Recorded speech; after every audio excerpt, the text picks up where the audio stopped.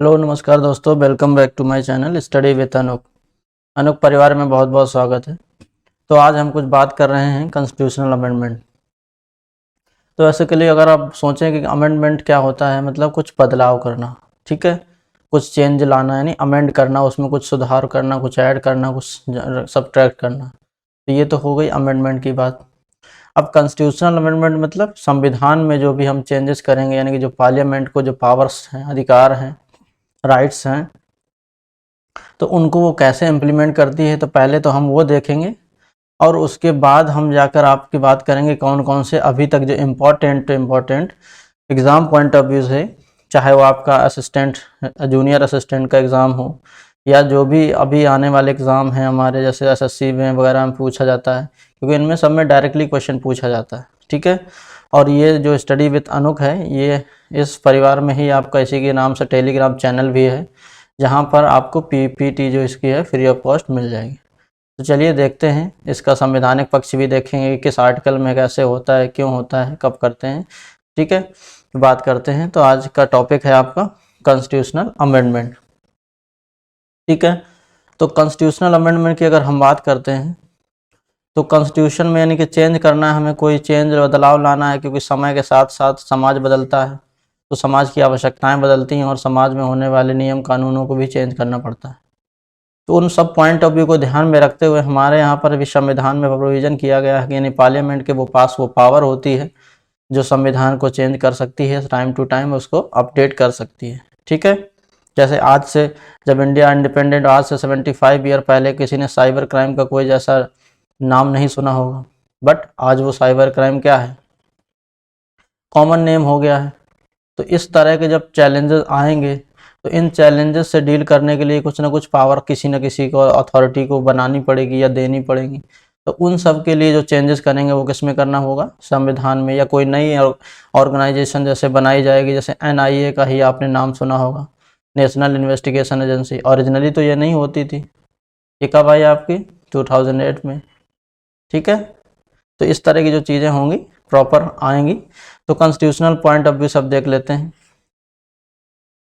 तो constitutional amendment की अगर हम बात करें तो अपने संविधान का जो पार्ट नंबर है 20, ठीक है, आपने पढ़ा होगा, हमने लास्ट में पहले, इसके पहले भी आप इसमें लेक्चर भी अपलोड कर चुके हैं। अगर आपने नहीं देखा है तो ज़रूर इस चैनल को प्लीज़ आप विजिट कीजिए और चैनल को सब्सक्राइब जरूर कीजिएगा। तो देखिए, हम बात कर रहे हैं कॉन्स्टिट्यूशनल अमेंडमेंट की, ठीक है। तो कॉन्स्टिट्यूशनल अमेंडमेंट की अगर हम बात करते हैं तो ये किसमें दिया गया है आपका, ये है आपका पार्ट जो बोलते हैं, पार्ट है 20, इसमें 20वें पार्ट में दिया गया है।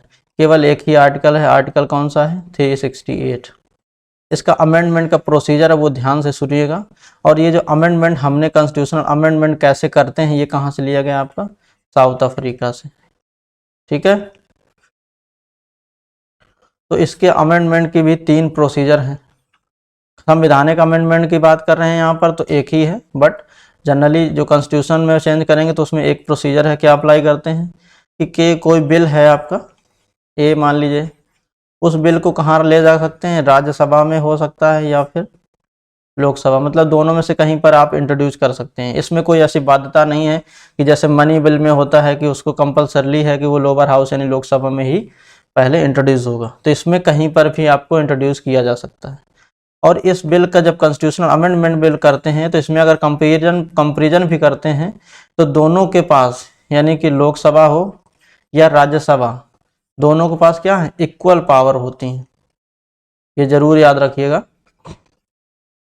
जब आप लोकसभा और राज्यसभा का कंपैरिजन करते हैं कि कब लोकसभा सुपीरियर होगी और कब राज्यसभा सुपीरियर होगी, तो कब इक्वल होगी, तो वो एक केस कब है, जब कॉन्स्टिट्यूशनल अमेंडमेंट यानी संवैधानिक जो संशोधन किए जाएंगे, संवैधानिक संशोधन करने के समय दोनों के पास क्या होगी, राज्यसभा हो या फिर लोकसभा, दोनों के पास क्या है, वो पावर्स दोनों की क्या होंगी, आपकी समान होगी, ठीक है।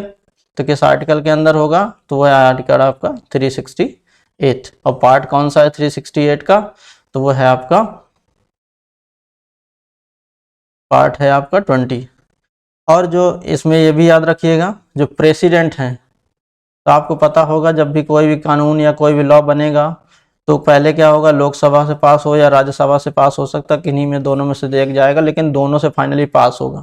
उसके बाद प्रेसिडेंट की असेंट की आवश्यकता होती है। अगर प्रेसिडेंट जो है उसमें असेंट अपने हाथ या हस्ताक्षर जो नहीं करेंगे, साइन नेचर नहीं करेंगे, तब तक वो जो बिल होगा वो क्या बने, बिल नहीं, बिल की जगह क्या एक्ट नहीं बन पाएगा। ठीक है।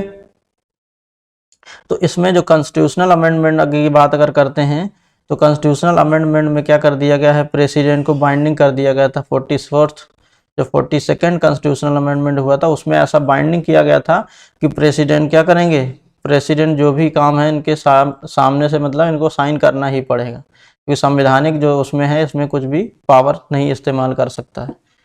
तो ये सारी चीज़ें आपने देखी हैं कि इसमें ये चीज़ें। अब हम बात करते हैं, चल के देखते हैं कि पहला अमेंडमेंट, दूसरा अमेंडमेंट, जो इम्पोर्टेंट अमेंडमेंट अभी तक हुए हैं, तो अब उनकी बात करते हैं। तो जैसे आप देख पा रहे हो हमने लिखा हुआ है फर्स्ट कॉन्स्टिट्यूशनल अमेंडमेंट एक्ट कब हुआ था, 1951 में।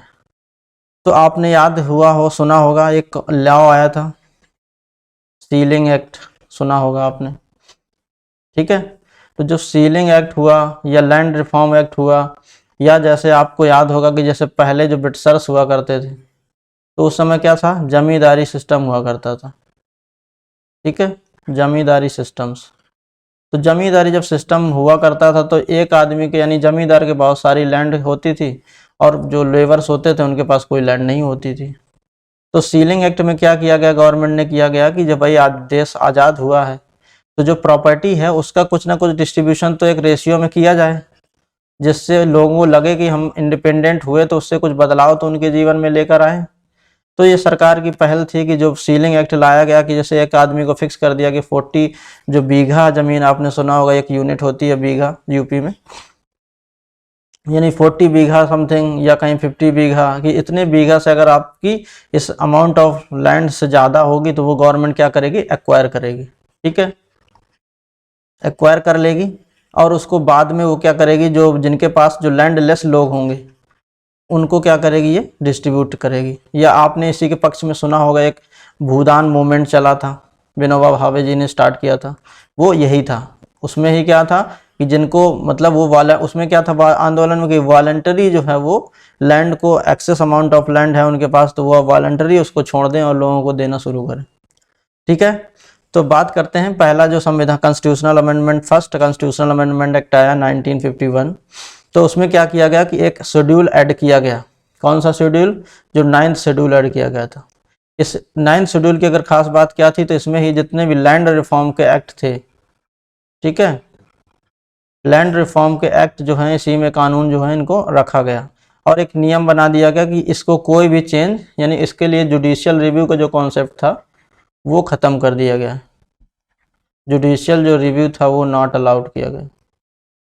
समझ पा रहे हैं, यानी कि जो judicial review not permitted in this, यानी कि इसमें क्या कर सकती है जुडिशरी जो है, जुडिशियल रिव्यू नहीं कर सकती। लेकिन वो हालांकि अभी जो आज के कंटेक्स्ट में बात करेंगे तो जो जुडिशरी का कहना है कि ऐसा कोई भी चीज़ वेग नहीं हो सकती है जिसके लिए कि कोई भी लॉ बनाएं और आप आर्टिकल जो शेड्यूल 9th है उसमें रख दें और जुडिशरी कुछ नहीं करेगी। तो ऐसा अब नहीं होगा, लेकिन स्टार्टिंग में ऐसा था तो ये लॉ बना और उसमें 9th शेड्यूल ऐड किया गया आपके शेड्यूल में। ठीक है। और दूसरा क्या ऐड किया गया, तो आपने ये याद होगा आपका आर्टिकल 15 क्लॉज 4, इसके थ्रू ही SC ST और OBC का जो रिजर्वेशन दिया गया। ठीक है, किसके थ्रू, इसमें आर्टिकल 15 सब क्लॉज 4, तो इसमें किसके लिए था, SC और ST के लिए। अभी जब 1951 की बात हो रही है तो schedule caste and schedule tribes के लिए क्या किया गया, अमेंडमेंट की प्रोविजंस किए गए थे। तो ये याद रहा होगा आपको कि फर्स्ट जो कॉन्स्टिट्यूशनल अमेंडमेंट कब आया, 1951 में आया आपका। और उसमें मेजर काम क्या हुआ कि जो 9th शेड्यूल था, 9th शेड्यूल ऐड किया गया। 9th शेड्यूल में हमने बताया कि क्या था कि लैंड रिफॉर्म के जितने भी एक्ट थे, जो गवर्नमेंट लैंड रिफॉर्म के लिए एक्ट बना रही थी और उस तरह के सिमिलर काइंड ऑफ एक्ट जो है गवर्नमेंट को ऐसा लगता था कि जिनको प्रिजर्व करना चाहिए, तो उनको क्या कर दिया उसने 9th शेड्यूल में ऐड किया और 15 क्लॉज 4 भी इंसर्ट किया गया आर्टिकल 15 में। आपको याद होगा फंडामेंटल राइट है आपका आर्टिकल 15। ठीक है, तो देखते हैं दूसरा, आगे बढ़ते हैं हम लोग। अब बात करते हैं जो मोस्ट इंपॉर्टेंट जो अमेंडमेंट हुआ वो है आपका 7th अमेंडमेंट। इसमें क्या कहा गया था, 7th कॉन्स्टिट्यूशनल अमेंडमेंट हुआ था, कब हुआ था आपका, 1956 में। कब हुआ था? 1956। ठीक है, तो इसमें दो तीन चीज़ें हैं उस इस आर्टिकल के जो अमेंडमेंट किया गया संविधान में, क्या चेंज किए वो देखिए। तो इसमें क्या किया गया कि आर्टिकल 115 को अमेंड किया गया। अब आपको पता होगा आर्टिकल 115 किसके लिए आता है? गवर्नर के लिए, यानी ऑफिस ऑफ गवर्नर जो होता है। ठीक है, तो अमेंडमेंट किया गया कि जो गवर्नमेंट अपॉइंट कर सकती है, यानी कि जो इसमें क्या किया गया प्रोविजन कि गवर्नमेंट यानी एक ही पर्सन, यानी कि क्या लिखा हुआ, amended by the adding provision to allow the appointment of same person as governor for 2 और मोर स्टेट, यानी 2 और 2 से अधिक राज्यों के लिए क्या हो सकता है, एक ही गवर्नर, यानी कि 2 से राज्यों के लिए काम गवर्नर का वर्क कर सकता है। ठीक है, यानी एक ही व्यक्ति 2 जगह का गवर्नरशिप मतलब चेयर कर सकता है, एग्जीक्यूटिव उसके ऑर्डर को साइन करना हो सकता है। तो ये कब ऐड किया गया आपका? 7th constitutional amendment. इसके पहले क्या था कि जितने राज्य होते थे यानी जितने स्टेट्स होते थे वहाँ पर उतने गवर्नर हुआ करते थे। अभी जैसे आपको रिसेंट की अगर हम बात बताएं तो अभी एमपी की जो गवर्नर हैं, ठीक है, और यूपी के जो गवर्नर है कौन है? आनंदीबेन पटेल, कुछ दिन पहले। लेकिन आज प्रेजेंट में तो अलग अलग हो गए हैं। ठीक है, तो ये एग्जाम्पल के तौर पे आप देख सकते हो कि हाँ ऐसा कई बार होता है कि जब गवर्नर एक ही गवर्नर कई स्टेट्स के भी गवर्नरशिप 1, 2 या 2 से अधिक के गवर्नर बन सकते हैं। ठीक है, तो आर्टिकल कौन सा? 153 में अमेंडमेंट किया गया, बट ये ओरिजिनल संविधान में आपका जो आर्टिकल हुआ करता था। ठीक है, दूसरा आर्टिकल में अमेंडमेंट क्या किया गया? इसमें किया गया आर्टिकल जो 224 है। ठीक है, इसमें अमेंडमेंट किया गया कि जो अपॉइंटमेंट थे एडिशनल जजेस, जैसे मान लीजिए एडिशनल जज क्या होते हैं कि जैसे आपको कोई केस है, ठीक है, आपने सुना होगा जैसे अभी लखीमपुर केस हुआ था, लखीमपुर केस हुआ या निर्भया केस हुआ, तो उनके लिए क्या किया? डेडिकेटेड एक कोर्ट बना दी गई, यानी डेडिकेटेड एक बेंच बना दी गई और उस बेंच को दे दिया गया कि आप कितने दिनों में इसको फैसला दे दीजिए, 3 महीने में, 6 महीने में, ताकि जो केस की प्रोसीडिंग हो वो कंटिन्यूअसली चलती रहे। तो उसको क्या बोलते हैं? उसमें क्या क्या एडिशनल जज या एक्टिंग जज बुला सकते हैं। या कभी कभी क्या होता है कि जैसे आपने एक वर्ड सुना होगा कोरम, कोरम में क्या होता है कि मिनिमम नंबर ऑफ पर्सन या संख्या जो अलाउ होगी उसके बाद ही कोई रन, अगर हाउस की बात करें तो हाउस चल सकेगा। ऐसे जुडिशियरी में मिनिमम नंबर ऑफ जजेस होने चाहिए। तो उस केस में क्या हो सकता है कि कभी कभी एडिशनल जज या एक्टिंग जज या फॉर्मर जो जज होंगे उनको एज अ जज कभी इम्पोर्ट रिक्वायरमेंट होती है तो वो सर्व कर सकते हैं गवर्नमेंट ऑफ इंडिया के लिए या भारत जो जुडिशियरी, इंडियन जुडिशियरी सिस्टम के लिए। ठीक है, तो ये हुआ आपका कि एडिशनल और एक्टिंग जज को भी अपॉइंटमेंट किया जा सकता है। कि इस आर्टिकल के थ्रू बताया गया कि 7th कॉन्स्टिट्यूशनल अमेंडमेंट में ऐसा प्रोविजन किया गया। ये कब आया आपका? 1956 में, 1956 में 7वें संविधान संशोधन में। लास्ट जो इसमें देखा गया इंपॉर्टेंट चीज़ क्या थी कि जो आर्टिकल 230 था इसमें अमेंडमेंट किया गया कि जो जुरिडिक्शन जो है, जैसे पहले क्या होता था एक हाई कोर्ट है, अभी भी जैसे आपको याद हो अभी कितने इंडिया में हाई कोर्ट हैं, कमेंट बॉक्स में बताइए फटाफट। तो जुडिशरी की अगर बात करें तो extension of jurisdiction of high courts, यानी कि जो टेरिटरी, जैसे हाई कोर्ट का जुडिडिक्शन है वो एरिया कहाँ कहाँ बढ़ा दिया गया, वो यूनियन टेरिटरी में भी बढ़ा दिया गया। ठीक है, यानी जैसे पहले क्या आते थे, यूनियन टेरिटरी जनरली किसके अंडर आती हैं आपकी? यूनियन टेरिटरी आती है गवर्नमेंट ऑफ इंडिया के अंदर। लेकिन अब गवर्नमेंट ऑफ इंडिया के अंडर मेजर का जो गवर्नमेंट ऑफ इंडिया का जो जज यानी इंडिया लेवल का जो कोर्ट होगा वो कौन है आपका? सुप्रीम कोर्ट है। तो सुप्रीम कोर्ट में देखता होगा इसका मतलब। ठीक है, अब लेकिन क्या किया गया इस संविधान संशोधन से, क्या किया गया कि जो हाई कोर्ट है, हाई कोर्ट भी उनके जुरिडिक्शन को क्या कर सकता है, यानी यूनियन टेरिटरी को जो जुरिडिक्शन के अंदर उनको ले लिया गया। जैसे आपको याद होगा जो अंडमान निकोबार है आपका,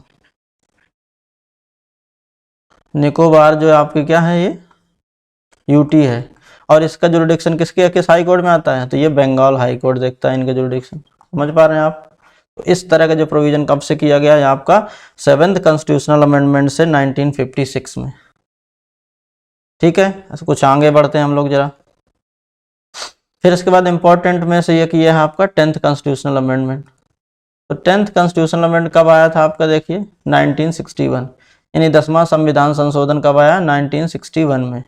इसमें क्या किया गया था 10वें संविधान संशोधन में कि जो दादरा नगर हवेली है उसको क्या बनाया गया? एज ए यूटी आपको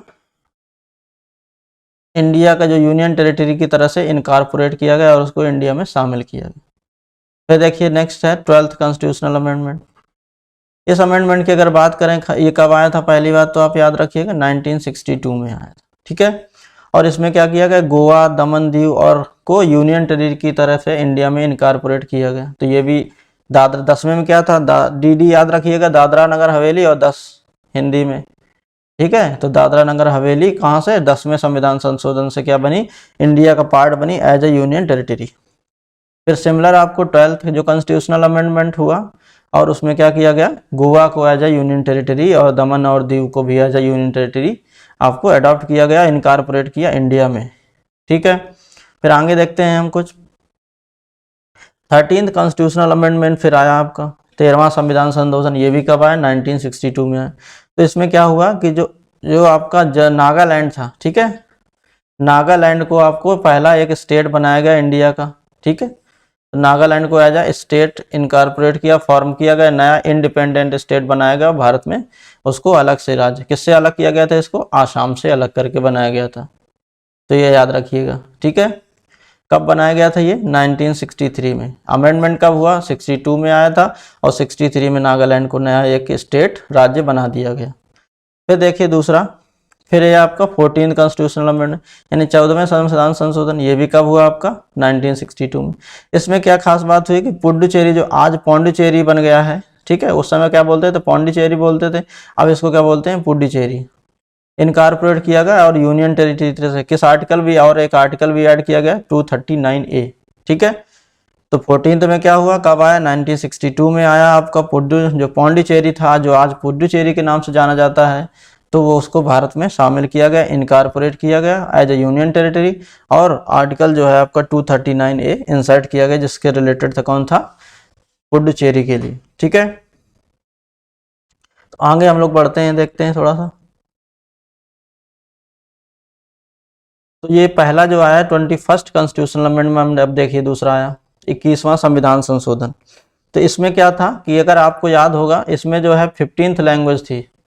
15th लैंग्वेज जो है कौन सी, सिंधी आपने ऐड करी थी किसमें, 8th शेड्यूल में, ठीक है। देखिए इसमें तो पहले ओरिजिनली संविधान में कितनी लैंग्वेज थी,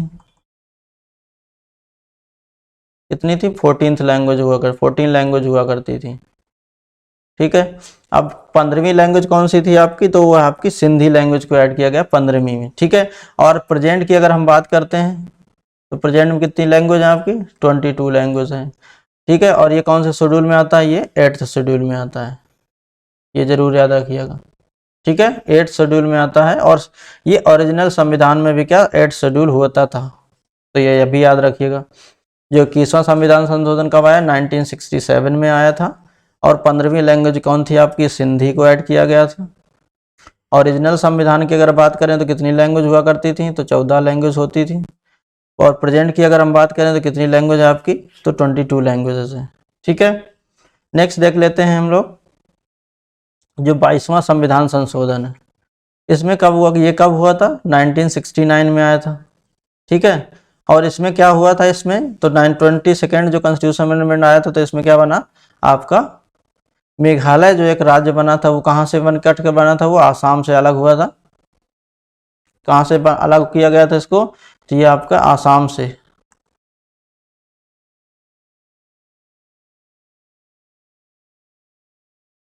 स्टेट लिखा हुआ है, ठीक है।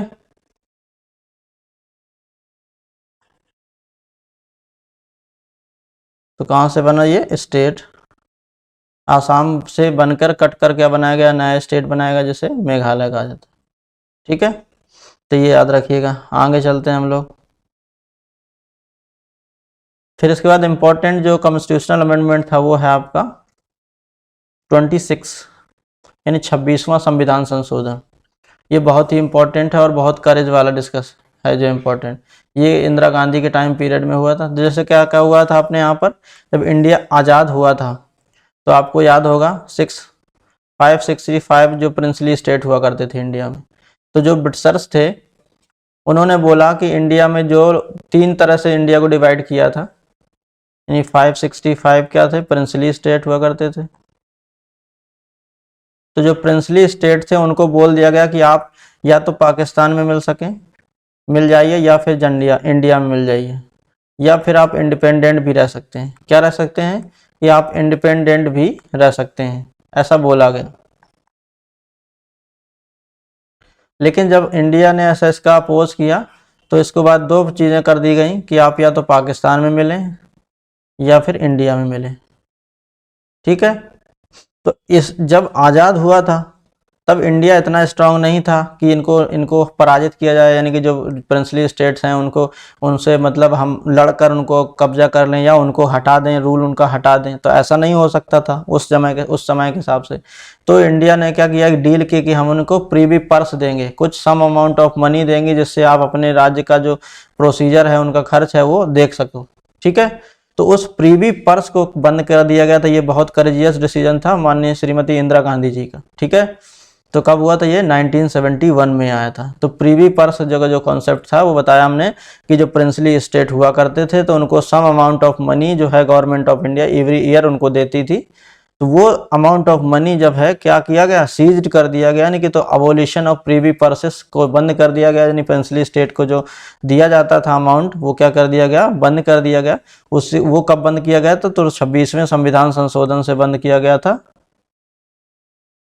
ठीक है, 26वें संविधान संशोधन से बंद कर दिया गया था। और इसमें आज 31 ऑफ क्या है, अक्टूबर है। तो इनमें जो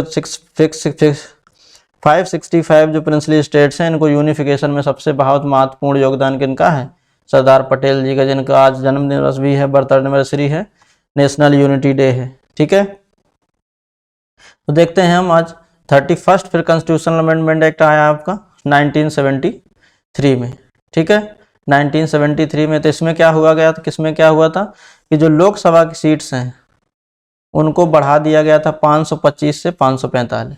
तो आज भी हैं वो कितनी, 545 ही हैं इस समय। और मैक्सिमम अगर कोई क्या पूछता है कि लोकसभा की सीट कितनी हो सकती हैं, तो वो है आपकी 552 हो सकती थी। लेकिन अब ये दो जो नॉमिनेशन वाली थी वो सीट्स क्या हो गई हैं, वो ख़त्म हो गई हैं। कैसे, पहले हो सकती थी 550 +2, कौन से, ये एंग्लो इंडियंस थे इनिशियल में। अब क्या हो गया, 2019 में जो आया 104th कॉन्स्टिट्यूशनल अमेंडमेंट, वो क्या हुआ, उसने प्रिंसली स्टेट जो एंग्लो इंडियंस का था उनको पॉइंट जो अबोलिट कर दिया गया। तो अब मैक्सिमम कितनी हो सकती हैं, 550 हो सकती हैं, क्योंकि इनको क्या कर दिया गया, अब अबोलिस्ट कर दिया गया 2019 के बाद से। ठीक है, तो आगे देख लेते हैं हम लोग। फिर ये आपका आया 36 कॉन्स्टिट्यूशनल अमेंडमेंट, यानी 35th कॉन्स्टिट्यूशनल 35वां संविधान संशोधन। तो इसमें क्या हुआ था कि आपने याद होगा कि जब जो सिक्किम था एक्चुअली नेपाल का पार्ट हुआ करता था और कुछ इंडिपेंडेंट एरिया भी होता था। ठीक है, तो डलहौजी के टाइम पीरियड में क्या किया गया था कि जो ना एक युद्ध हुआ, एक ट्रीटी हुई थी, ट्रीटी ऑफ सांगौली 1816 में। Treaty of Sagauli 1816।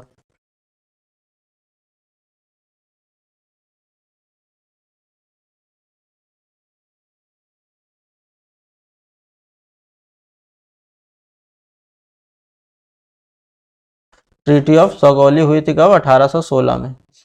तो इसमें क्या हुआ था, जो नागा होते थे जो नेपाल के, उनके बीच और ब्रिटिश, यानी ब्रिटिश में कौन सा उस समय, लॉर्ड डलहौजी के टाइम पीरियड की बात हो रही है। ठीक है, तो उस समय क्या हुआ कि जब 1816 में ट्रीटी हुई तो उसमें क्या किया गया, सिक्किम को एज अ इंडिपेंडेंट स्टेट मान लिया गया था ब्रिटिशर्स ने। ठीक है, यानी कि नेपाल का जो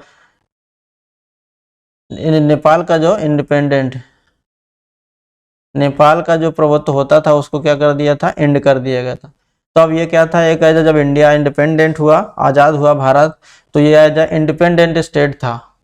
तो फिर क्या किया गया कि हमने इनकारपोरेट करने के लिए उसने कुछ ऐसे डील की, तो हमने क्या किया, सिक्किम को एज इनकारपोरेट किया अपने इंडिया में। जो 10th शेड्यूल में जो भी टर्म कंडीशन थी, किस कंडीशन में उसको अपने साथ शामिल किया, उसके लिए टर्म और कंडीशन किस में दी गई आपकी, और इसको क्या बना लिया गया, इसी को बोला था एसोसिएट स्टेट बनाया गया था। क्या बनाया गया था, एसोसिएट स्टेट। किसको बनाया गया था आपका, तो वो सिक्किम को बनाया गया था। फिर इसी को अमेंडमेंट किया गया दोबारा 75 में नेक्स्ट ईयर। तो उसमें क्या किया गया, जो सिक्किम बना था, सिक्किम एसोसिएट स्टेट था, अब उसको हमने क्या किया गया, फुल स्टेटहुड में कन्वर्ट कर दिया। तो इसलिए हमने क्या किया, फुल स्टेटहुड में उसको कन्वर्ट किया और उसको पूर्ण राज्य का दर्जा दिया था कब, 1975 में। तो आज यहीं पर देखते हैं, एंड करते हैं, और इसके जो बचे हुए पार्ट्स आएंगे वो हम आपको फिर से लेकर आएंगे बहुत जल्द। So thank you so much for today, thank you for watching. Please channel को लाइक करिएगा, शेयर करिएगा, कमेंट करिएगा और सब्सक्राइब जरूर कर लीजिएगा चैनल को। और ऐसे लगातार वीडियो देखने के लिए आप प्लीज़ चैनल को जरूर सब्सक्राइब करिएगा। We need your supports and we will do हम बेटर एंड बेटर। एंड ज़रूर आपको जैसा लगे आप ज़रूर कमेंट बॉक्स में बताइएगा क्या क्या सुझाव सजेशंस हैं, वेलकम है आपके। So thank you so much for today.